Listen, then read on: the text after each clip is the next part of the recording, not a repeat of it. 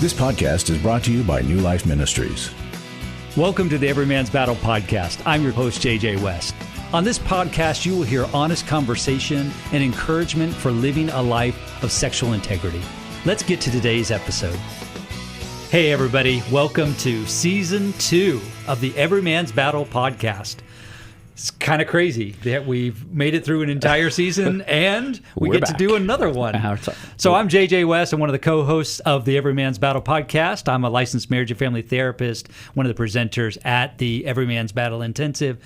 And I'm right here in studio with Doug Barnes, 29 years being a licensed professional counselor. And I've facilitated groups at EMB. I've led the workshop a couple of times. I've been around the ministry for a long time, and I am thrilled to be back doing this again. Absolutely. And it's great to be back in the studio with you. Yes. We've missed this. You know, we took some time off after we closed out season 1, and we took some time off to reflect on what happened in season 1, which we want to share some of the highlights from season 1 with you. But we also took some time off to think about what we wanted to talk about, and really maybe a better way to say it is what we felt like God wanted us to spend time on for season 2. So we took some time to do that. Of course, we led a bunch of intensives and workshops in between, maybe took some family vacation time in between, maybe did some reading, maybe met with some clients, that sort of thing. It's been a busy season, this off season, if you will. But I did want to highlight a few things from season 1 that you may not be aware of. Number one is that we had listeners in over 50 countries listen to season 1 of the Every Man's Battle podcast. That blows our minds. I mean, way beyond anything that we imagined. And that's how God works, right? Sure. Is that He does far more than we can ask or imagine. We were able to meet several listeners at the Every Man's Battle Intensive. They would come up and let us know, hey, I found out about the workshop through the podcast, or I've been listening. Our small group at church, our men's group has been listening and going through the material and talking about it together, which that really encourages our hearts to hear that. That's awesome. So we're glad that that's been happening. We also know that there are many who have taken advantage of the discount. If you are a listener to the Every Man's Battle podcast and you want to go to the Every Man's Battle Intensive, you actually get a $50 discount on your registration fee if you just put in the code EMBPOD, EMB Pod. You get a $50 discount, and we know several people have taken advantage of that. But we also know that there's some that they would like to go to the intensive, but the truth is that financially they just can't make it happen, and we don't want anyone to not go and not get the help that they need simply because of finances. So we want to just reiterate something that we talked about last season, which is never let finances be the hindrance. There are scholarships available for those who have that financial need. All you have to do is call 1-800-NEW-LIFE and talk to them about what your need is, and they're going to get you in the process of applying for and getting the scholarship so that you can attend the very next Every Man's Battle Intensive that's near you. So make sure you take advantage of that. As well, of course, we've continued to, like I said, we've continued to lead workshops, we've continued to lead intensives, and so we also know that some people have been to the Every Man's Battle Intensive, but maybe their wife has yet to go to Restore. And so there's a discount for those who've been to Every Man's Battle. There's a discount for your wife to attend Restore. There's also, I think there's a discount for you to attend the marriage workshop. And so we would encourage you to look into those as a potential next step for you.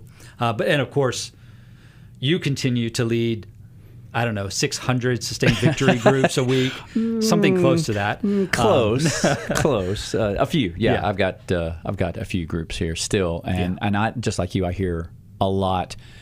Hey, Doug, I found the podcast. We're using it in our group as a small group discussion time, and so it's really reaching. The subjects that we're talking about are really reaching men's hearts, and it's been really cool to hear. Yeah, kind of overwhelming at times, just to know that what we're doing is making an impact. Yeah, and that's really cool. And it seems to be bigger than just we're just talking about sexual integrity. Obviously, that's our main focus.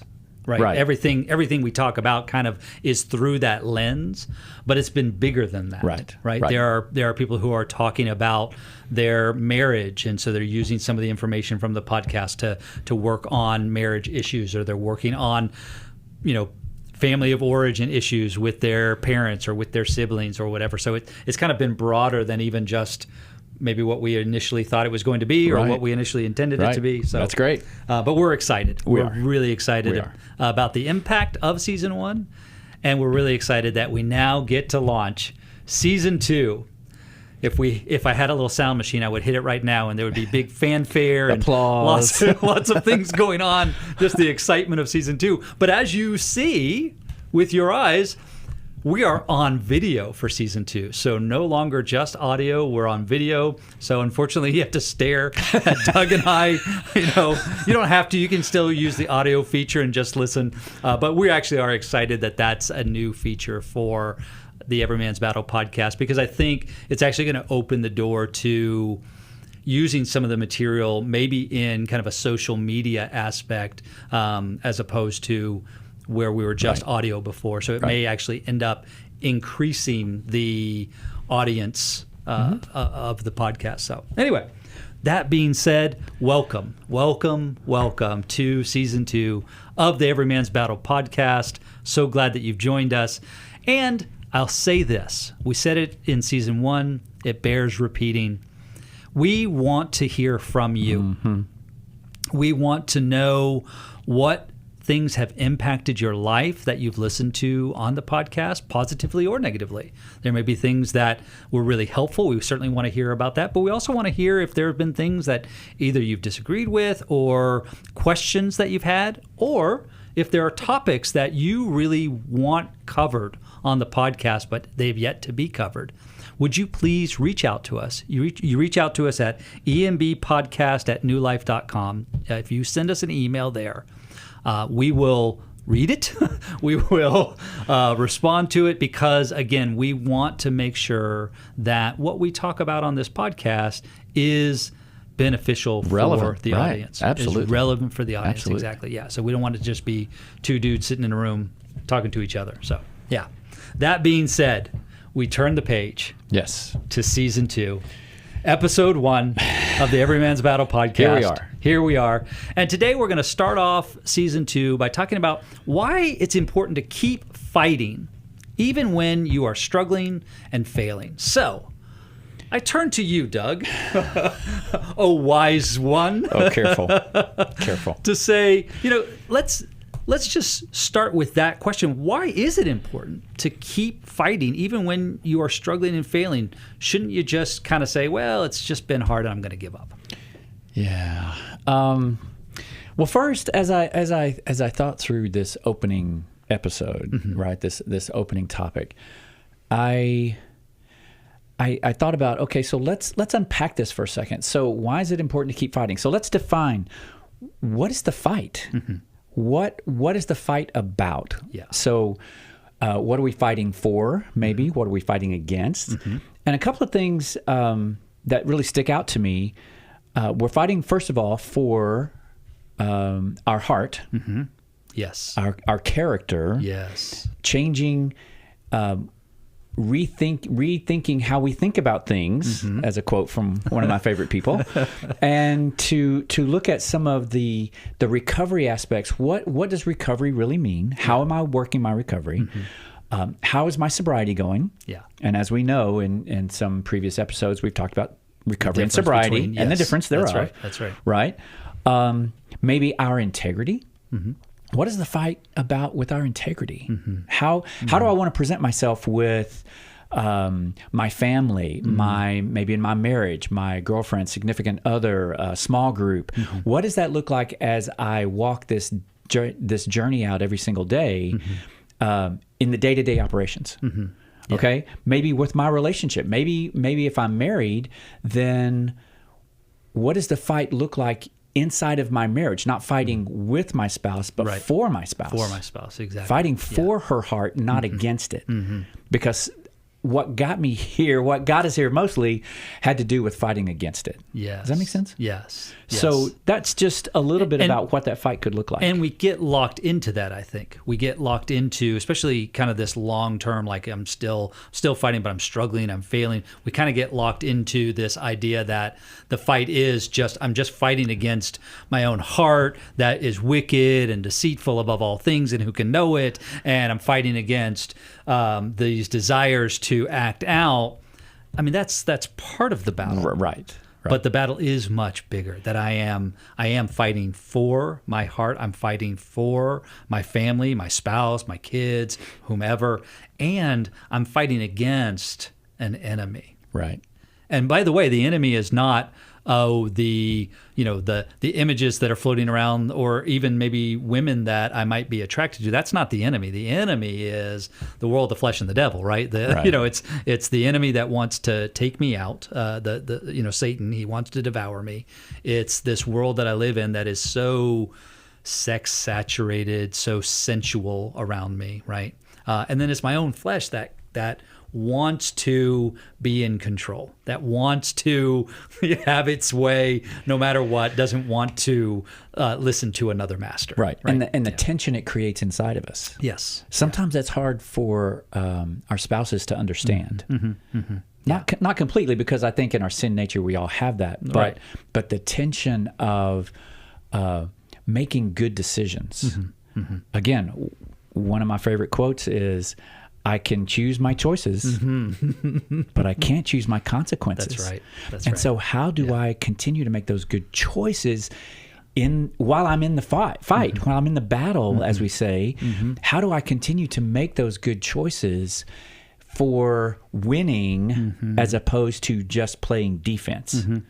Right. Because I don't want to keep playing defense. That puts me on my, up against the ropes, right? That puts me on my heels, rather than going after the enemy. Right. Because I think that's what we're called to do. Yeah. I think Scripture calls us to go after the enemy, right? Not to sit back and wait. Right.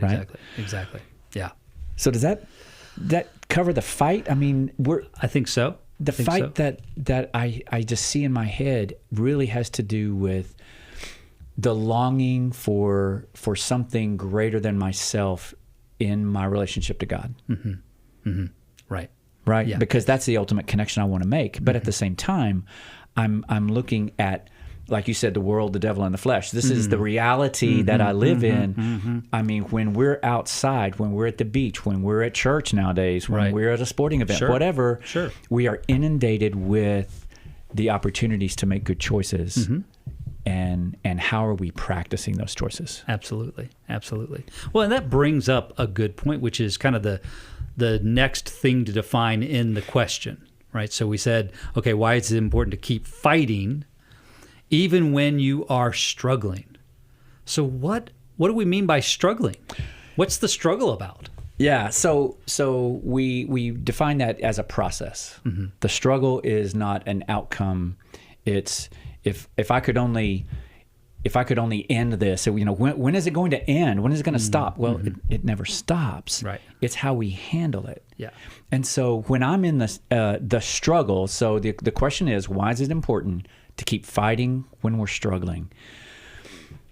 I tell all the guys in my practice that if you're struggling, that's an opportunity to work. That's an opportunity to grow. Yeah. Oftentimes I look at that as, I don't want to struggle. Right. That hurts. That's hard. I would like my life of ease, please. Right.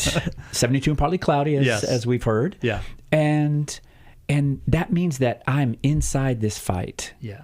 And so I have to look at how important is that struggle? Yeah. Because if I want a life of ease, leisure, right, then I'm not. I have a chance to make a decision to, as our good friend Jim says, I'm on the beach in a hammock with my flip-flops and my baggy shorts and T-shirt with my big gulp, just sipping away, just watching the world go by. Right. And that's not engaged in the fight. Right. And so am I really struggling when I'm sitting back waiting for the battle to come to me? Right. And to your point, I'm not growing. Right. So the struggle is the opportunity to grow. When I find myself in the struggle, it's an opportunity to grow in the same way that How do you build muscle, right? The only way you build muscle is through resistance training. You have to face resistance. You have to tear the muscle down and then let it rebuild. And that's what happened. It's biblical. It's a biblical concept, right? James chapter 1, verses 2 through 4 says, "Count it all joy, my brothers, when you meet various trials of various kinds, for you know that the testing of your faith produces steadfastness. And let steadfastness have its full effect, that you may be perfect and complete, lacking in nothing." Right? So we know that this struggle that we're in, when things are not going as I would have them to go, when I'm not, in the hammock by the sea, when I'm facing the struggle, it's actually producing growth. My spiritual muscles are being worked out so that I live differently. Right. Yeah. How to live in the hard, because it's hard. It is hard.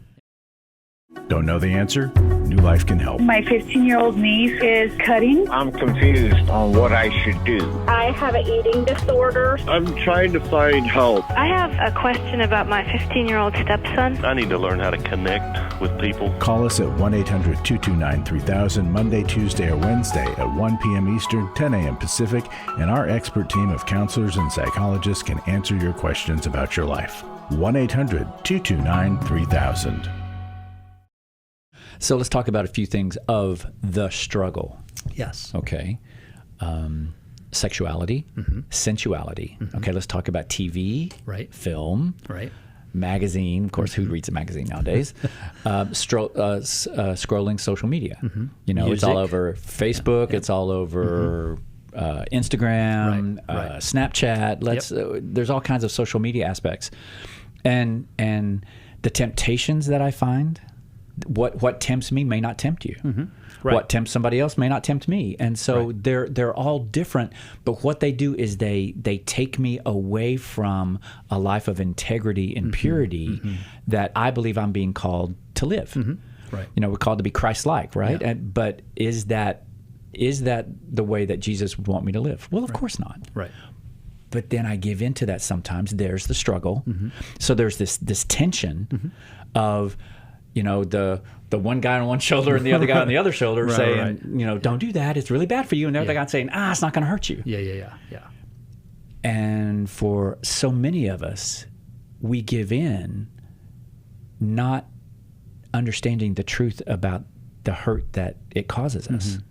Right. Not actually taking the time to think about the consequence that comes with that choice.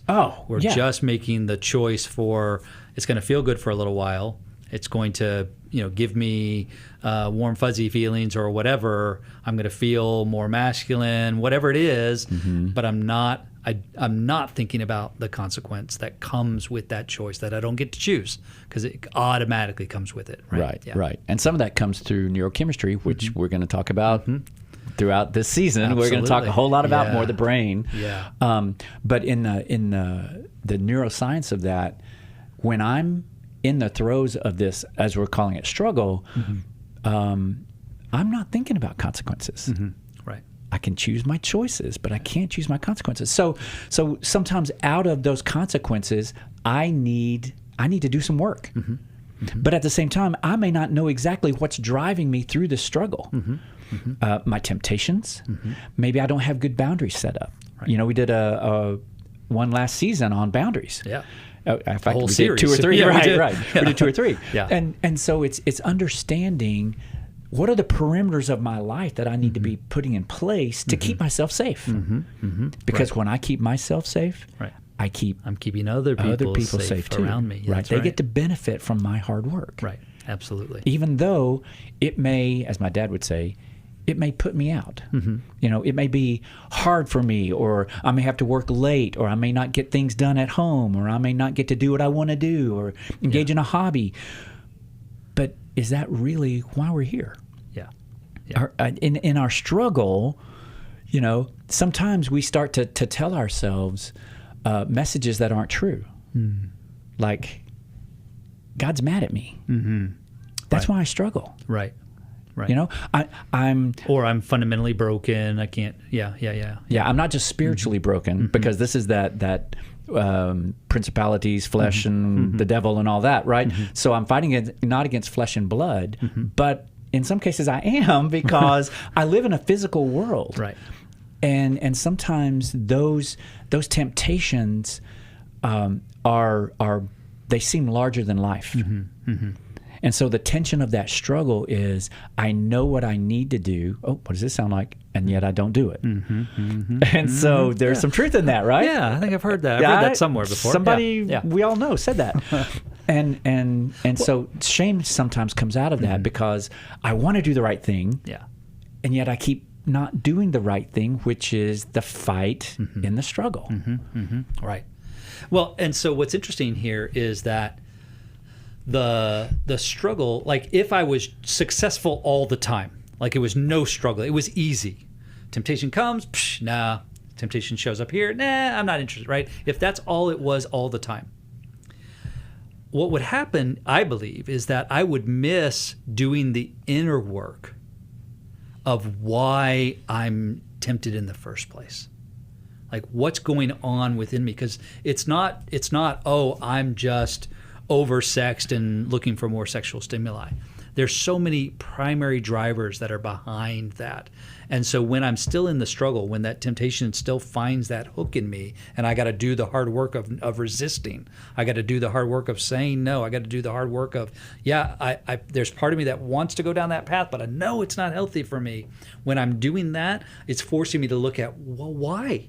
Why do I want to? What's going on in me? And, I always do okay, so in the past 72 hours, where have I felt incompetent? Where have I felt impotent? Where have I felt insignificant, right? Now I'm doing that inner heart work that I wouldn't do if it was easy all the time, right? And so I would miss out on a whole section of my discipleship. I would miss out on a whole section of my sanctification because, I just say no. It's just so easy. No, I have to do the hard work of looking at what's going on in my heart that I'm even being pulled in that direction, right? Or if I just don't do that, or if I just don't go there, I'm okay. Or if I just don't say that, or if I don't talk to her, or if I don't go to this place or down this part of town, or get online here, I'll just hit ESPN and I'll be good, knowing that my brain is going, nope, the next 3 websites we're going to are going to be the ones you always go to. And so it's dealing with that tension. Because sometimes I don't want to do that hard work. I'll takes one to know one. I don't want to do that work. Right. And it's getting to the point of surrender. Yeah. And there is a reward in doing the hard work. Like after it's done. It's not fun while it's happening, right? There's no it is not fun. I do a lot of, I shouldn't say a lot. I do some long distance running. I am not a runner in the sense of I don't enjoy it, right? But I do enjoy after I'm finished. Like if there's on a weekend, if I've got a long run in fact, I've got a half marathon in a few weeks. Well, a few weeks from the time we're recording this, a few weeks after the time that it airs, right? I've got a half marathon coming up that I'm training for, and the training runs are not fun. I don't look forward to them. But afterwards, I go, man, I'm glad I did that. I'm glad I put forth the effort. I'm glad I put myself in that difficult task because it's producing something good. It's strengthening me, right? I'm growing, right, physically, and so I want to grow spiritually in the same way. I want to put myself in those places where, this is hard work, but I'm growing. Yeah, and it's accepting that when I put in that hard work, something good is going to come out of it at the end, wherever the end is. We have to keep pulling back from an outcome. Right. Exactly. That's why I said at the beginning, the struggle is a process. It's not an outcome. That's exactly right. Where when I'm finished struggling, whew, okay, glad that's over. I can't say that. Yeah. Not in recovery. Not when it comes to recovery. Not when it comes into recovery. I get to say that when the race is over, but I don't get to say that in recovery. And that's exactly a good distinction. Right. That's a good distinction, because the difficulty with the struggle is sometimes how I distance myself from the things I need to be doing, those places of connection, those places of looking at insight, looking inward, looking into myself and saying, something's not right here. Even though some of the messages I may be telling myself are things like, am I broken? Right. Is something really wrong with me? Right. I'm not like you. You don't struggle like I do. You don't have the same thoughts that I do. Right. Of course, what I'm just getting what you've presented to me, not necessarily what's actually going on, Right. and I'm comparing myself right to the presentation. Correct.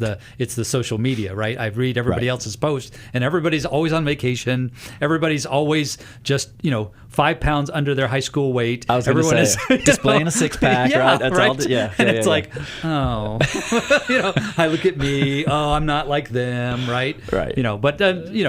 But I'm only seeing a snippet of their life. I'm not seeing the whole thing, right? Right. Yeah. Everybody is struggling with something. Everybody's struggling with something. And That's how exactly can I right. understand that and give myself some grace Yeah. to identify that struggle and to stay in that struggle? Yeah. Yeah. Absolutely. So I'm looking at the time and I'm saying to myself, well, we've got about, 6 or 8 more points that we want to cover on this Yes, topic. we do. So here's what I think we ought to do. I think we're going to extend this to an episode 2. Okay. This will be a double episode to kick off season 2 baby. with a Yep. double episode. Yeah. And in that, what I want to encourage the listeners is you may be somebody who is, and we haven't even gotten to the place where we're defining the failing part of this question yet, but we're going to. And that's coming, right? That's going to come in next Right. episode, next week. But if you find that you have been struggling and it feels like I'm failing more than I'm succeeding, or I'm certainly failing more than I want to be failing, I want you to consider doing 2 things. Number 1 is I want you to spend some time in prayer, asking God to help you look at what's going on. Maybe what are some of the things that might be contributing to? Maybe I am putting myself in a situation where I'm being lax on my boundaries. And so I'm creating a scenario that's much too difficult for me. So that's number 1, is spend some time in prayer. But then number 2, I want you to consider, who can I tell? Because right now, my guess is that you're struggling and failing in isolation. Maybe not completely in isolation, but largely in isolation. So I want you to pray, ask God to help you identify 1 or 2 people that you could reach out to say, hey, I'm struggling, and maybe I am getting ready to throw in the towel, and I need help. I need some people to surround me. And much like Moses, when his arms got tired and the staff started to droop, and who was it? Joshua and her, right? Stood on either side and held the staff aloft. Sometimes we need that. We need other people to step in. So I want you to ask God to identify 1 or 2 people that you can share with that can help help carry you in this season of struggle. That being said, Doug, what a great way to kick off season 2. It's been awesome. So great to be back in the studio with you. Yeah. So next week, we are going to continue with our theme of why it's important to continue to fight even when I'm struggling and failing. We're going to continue to dig deeper throughout this season on these various topics. We are going to talk about neurochemistry. We're going to talk about how we talk to others, like our parents or our friends, how we do recovery with other people, with our wives. We're going to bring in some guest speakers throughout the season that I'm excited about. Yep. So, man, I hope you're as excited as we are. I hope you might even be more excited than we are for season 2, but I hope you are excited. We can't wait to see what God does with it. Thanks for listening. If you have further questions, we invite you to call 1-800-NEW-LIFE and talk to someone there, or go and visit newlife.com/EMB, and that can give you more information about the intensive that Doug and I help run, and we do it just about every month in some city across the country, so it's probably one near you. So go and check those resources out. And until next time, thanks for listening. Thanks for listening. This podcast is just one of the many ways we can encourage and help you. If you're looking for more help, visit us at newlife.com or call 1-800-NEW-LIFE. Please remember to review, like, and share the podcast, as it helps others find us. If you have a comment about this podcast, we'd love to hear from you. Drop us a line at embpodcast@newlife.com. See you next week.